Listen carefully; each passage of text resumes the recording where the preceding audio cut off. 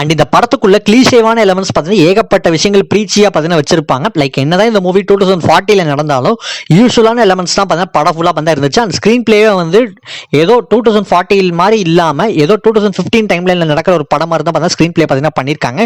And ஃப்ரெஷ்ஷான ஒரு ஸ்டோரியை கனெக்டிவாகவும் எடுக்கல. அந்த ஃபியூச்சரிஸ்டிக்கான ஒரு ஃபிலிம் கேட்ட ஸ்க்ரீன் பிளேவும் இங்கே கொடுக்கல. அண்ட் ஒரு பாயிண்ட்ல இதுவும் பிஆரோட டெம்ப்ளேட் ஃபிலிம்ஸ் மாதிரி தான் பார்த்தீங்கன்னா போகுது. அண்ட் லிப்ஸிங்க்கு பார்த்தீங்கன்னா நிறைய பிளேஸ்ல பார்த்தீங்கன்னா செட் ஆகல. போஸ்ட் ப்ரொடக்ஷன்ல இவ்வளோ டிலே ஆகியும் கூட நிறைய சீன்ல ஒரு கேரக்டர் பாட்டுக்கு ஒன்று பேசுது, அவங்க லிப்ஸ் பார்த்தீங்கன்னா வேற ஒன்று பேசுது. இந்த மாதிரி தான் மூவியில் நிறைய பிளேஸ்ல லிப்ஸிங் பார்த்தீங்கன்னா ஒழுங்கா இல்லை. அண்ட் இந்த படம் முழுக்க டிராகியான சீன் செகண்ட் ஹாஃபை விட ஃபர்ஸ்ட் ஹாஃப்ல ரொம்பவே பார்த்தீங்கன்னா அதிகமாக பார்த்தா வச்சிருந்தாங்க. அண்ட் தியேட்டர்ல நான் பார்க்குறப்போ எப்பதான் இந்த படம் முடியும் அப்படிங்கிற ஃபீல் தான் பார்த்தா வந்துச்சு. அண்ட் ஈவன் கிளைமேக்ஸ் கூட அவ்வளோ லென்த்தாக ட்ராக் பண்ணி இழுத்துட்டு போயிட்டே பார்த்தீங்கன்னா இருக்காங்க. அண்ட் நம்ம பொறுமையை ரொம்பவே சோதிக்கிற லெவலில் தான் பார்த்தா அதெல்லாமே பார்த்தா இருந்துச்சு. எப்படா முடியும்னு சொல்லிட்டு வாட்சை பார்த்துட்டே தான் பார்த்தா இருந்தேன். என் ஃப்ரெண்ட்ஸோட இந்த ஒரு மூவி நேற்று ஆக்சுவலாக பார்த்தீங்கன்னா தியேட்டரில் பார்த்தீங்கன்னா பார்க்க போயிருந்தேன். அண்ட் போன தியேட்டரே பார்த்தீங்கன்னா மயான அமைதியாக தான் பார்த்தா சில காமெடிஸ்க்கு அங்கங்கே பார்த்தா ரியாக்ட் பண்ணாங்க.